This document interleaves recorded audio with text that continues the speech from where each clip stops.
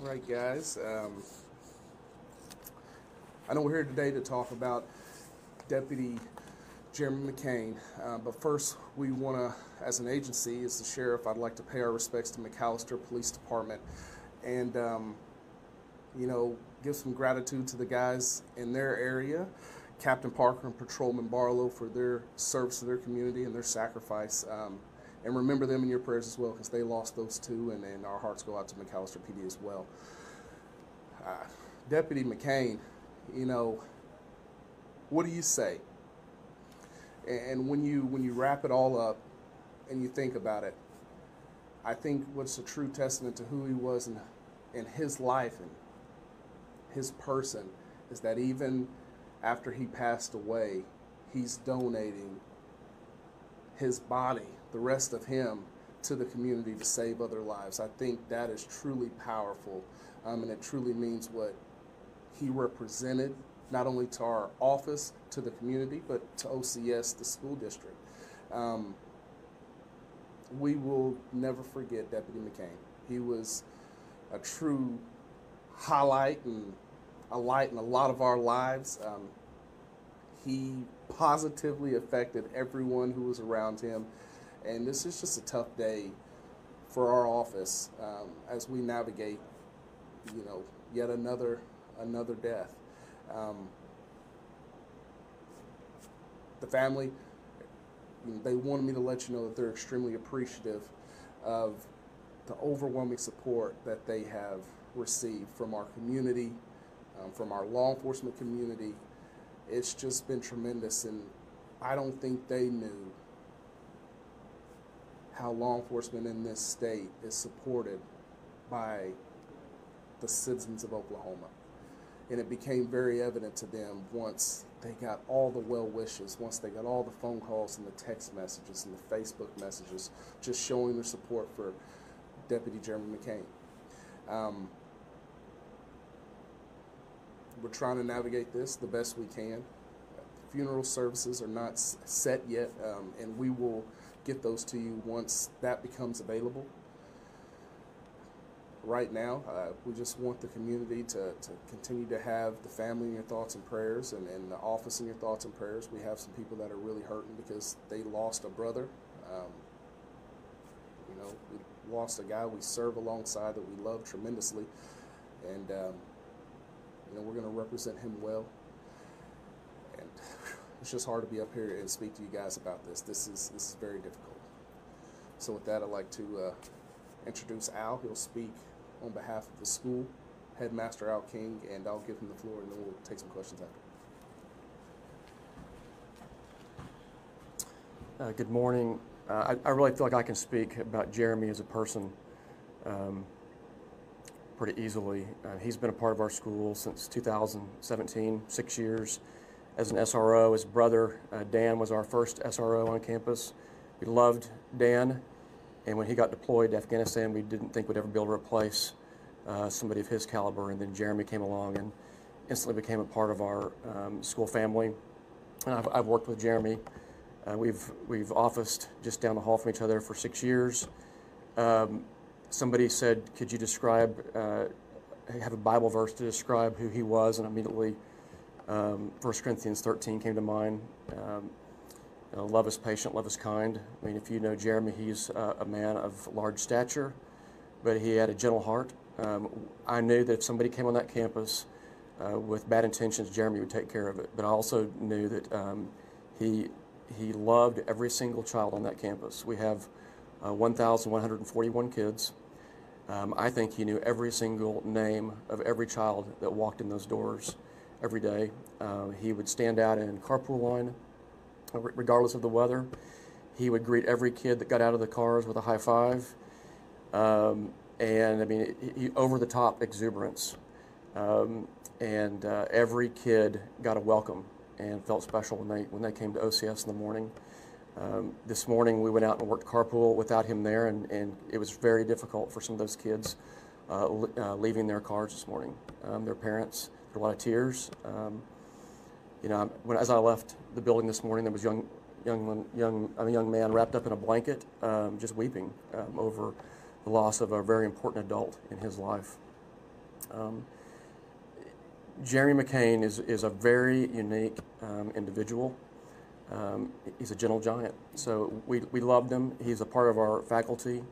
Yesterday was probably the most difficult day in my career to announce his passing. There was a lot of weeping. It's going to be a real hard process for us to get through this. Anything else? Yeah, I mean, all I can say is right now we're just focusing with the kids on how to help them address their grief. We've invited in counselors from several different offices around town, and they're on site to help kids, or pray with kids, talk to kids, and even the adults. A lot of the adults are having a real hard time figuring this out. Our parent community is devastated. And I really can't say enough about just the depth of loss that we've experienced. Yeah, we'll take questions. I'd like to add to that and to what Headmaster King was talking about. That relationship between an SRO and the community they serve, the school they serve, that's the power of one of our deputies being inside these school systems. It's more than just a job. And I will tell you that continuously. It's not just punching the clock. It's loving these lives that we are blessed to protect.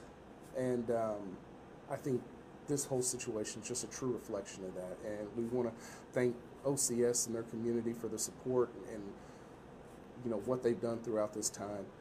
And just extremely grateful. Sad, but we're grateful for all the support.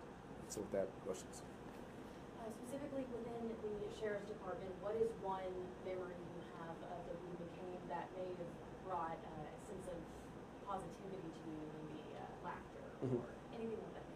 Well, I will tell you, Deputy Vasquez that you're standing next to and Deputy Jeremy McCain, I was lucky to work at Grandparents Raising Grandkids event with them.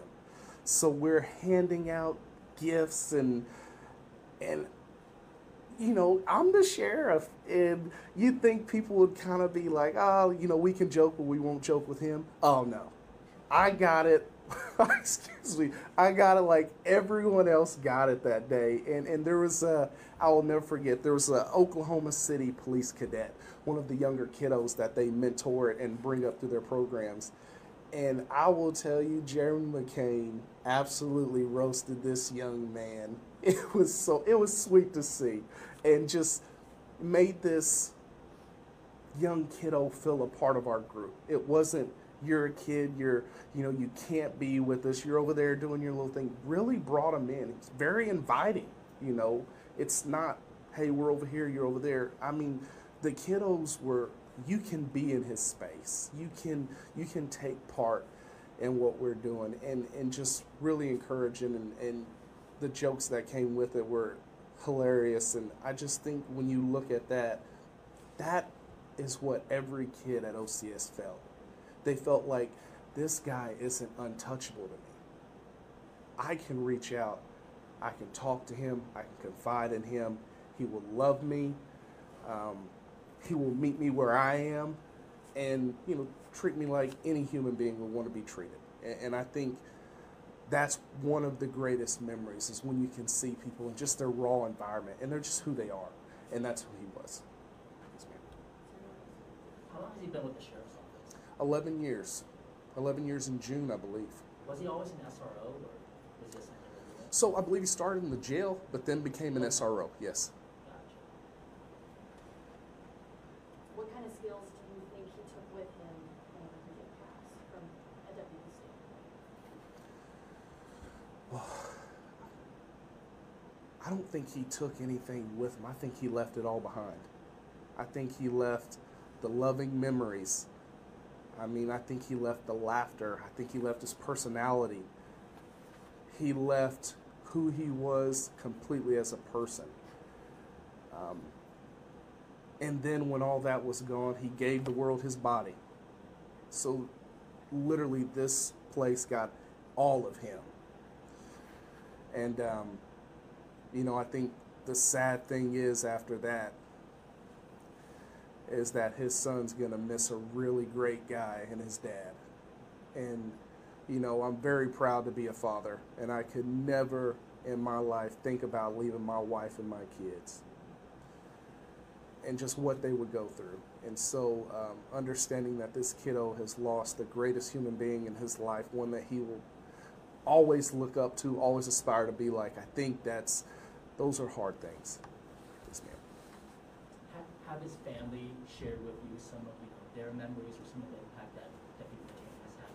Yes, they've shared tons of memories, tons of personal, conversations that we've had about Jeremy. And even when he was in the hospital, they were joking, saying, "Oh, this guy's just playing around. He just wanted an excuse to take a nap." And it's just like that's the joy he brought to people's life. That they just laughed about it to the end. They laughed about what he meant to them to the end. And I think that's why it hurts, because when you lose someone who brought so much positivity to your life, it hurts. So yes, they shared quite a bit of stories and positive reflection. Yes. Oh, sorry, go ahead. Oh, no, you're fine. Are you guys going to stay in contact with the families? I know his son, I believe, was autistic. Yes, ma'am. I will tell you, there's always contact with the family. When you join this agency, you're joining more than just a workforce or law enforcement. You're joining a family, a group of men and women who are here to protect the community. And even within that, you're joining a brotherhood and a sisterhood. And it's not just coming to work and we see each other. Outside of work, we talk to each other. We confide in each other. We have issues we deal with in our own lives, and we lean on each other. His family's always welcome here. Any one of our deputies' families are always welcome here. And his family will be supported from here on out. Yes, ma'am. Is there anything else the community can do to help the family?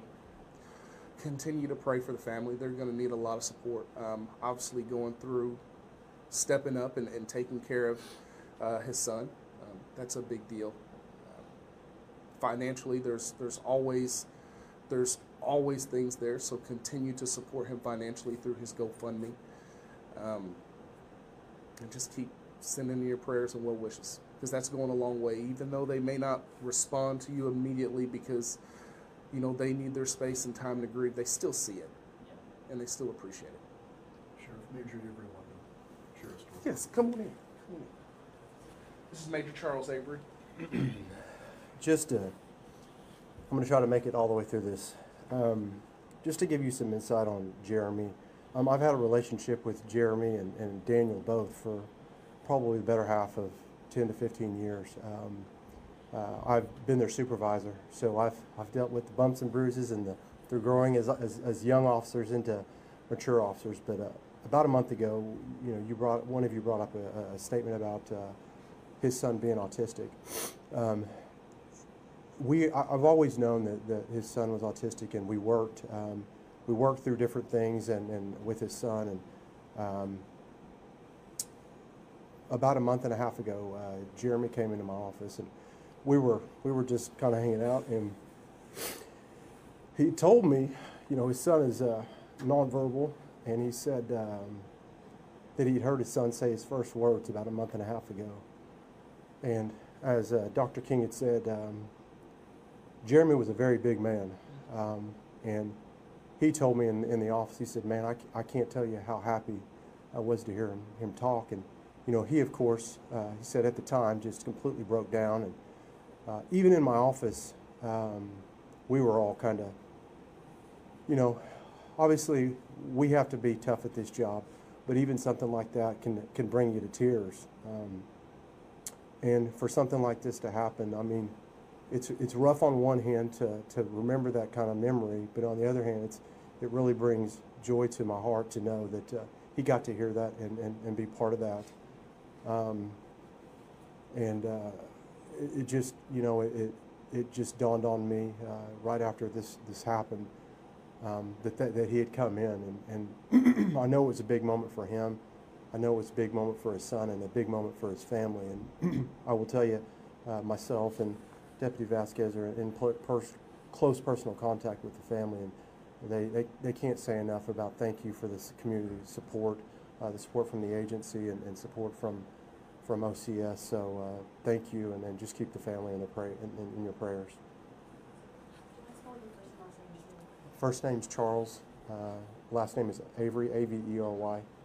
What's your rank again? Major. Sir, I know you just came in. Do you have anything? Any questions? No, I don't know how old these guys are. Yes, sir.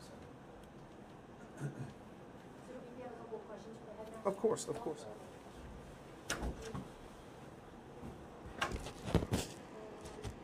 Specifically, I know like you guys were talking about the relationship for the student resource officer, or school resource officer, excuse me, but he really put a personalized touch on it. Can you speak a little bit to that, about how he was so close to every student and gave them personal? Yeah, I mean, I don't know how many kids had a personal nickname. My daughter's Ellie, and she became Queen Eleanor, and so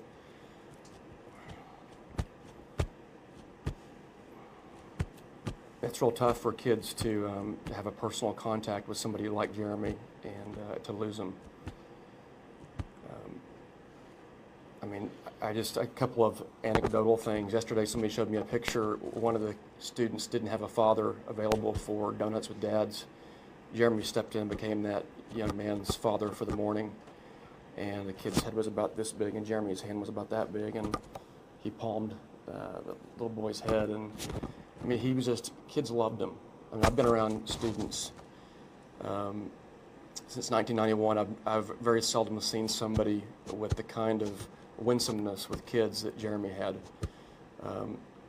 His typical post, if he wasn't out patrolling on campus, was behind the elementary school reception desk.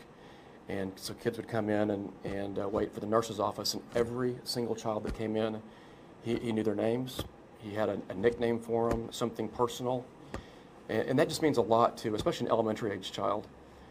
Yesterday, I was sitting in the high school lobby right after this news broke, and kids were stunned. I mean, we had about 75 kids that couldn't even stay in class. They found out through social media that what had happened, and they were unable to even to function in class. So we opened up our auditorium. There were probably 75 to 100 kids in there in different emotional states, and some of the boys were out in the lobby, and they said just last week, before spring break, Deputy McCain was showing us some self-defense, and just, I mean, these kids loved Jeremy. But I'm also going to stress that Jeremy, he would take care of business if we had something that was a security threat on campus. He was always willing to step in. It was just really unusual. I work with a lot of ladies in the elementary school that felt like he was a brother. He told some of them that they're the sister he never had, never wanted. That's what he said yesterday to a few of them. I mean, he just had he was very affable, just a genuine guy. I've never seen Jeremy McCain complain at one time in 6 years. He had some great responsibilities as a parent. He had some medical issues he was dealing with, and I never saw Jeremy complain one time. Never saw him say a cross word. He was always up. He was kind. Really, I mean, I was making a list this morning of the things I want to learn from Jeremy McCain's life, and things I want to emulate in Jeremy. So just really fantastic human being.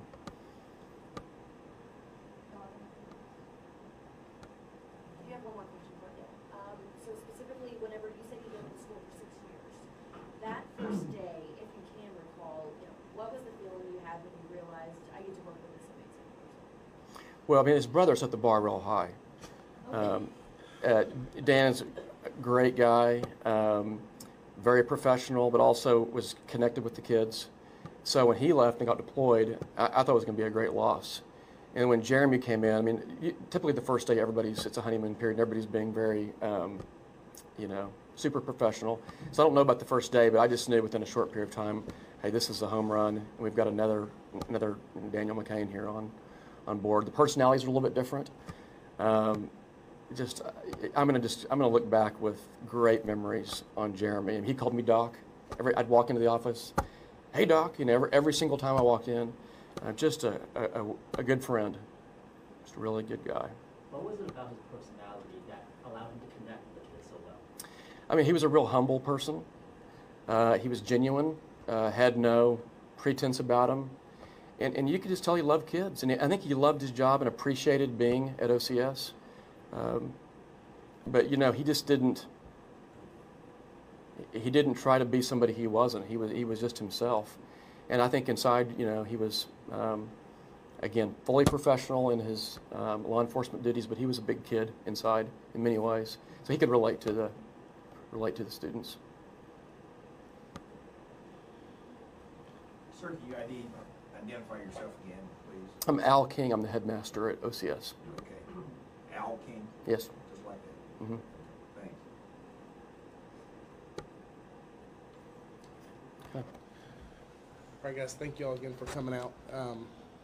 As updates come out about the funeral, we'll get those to you as soon as we can.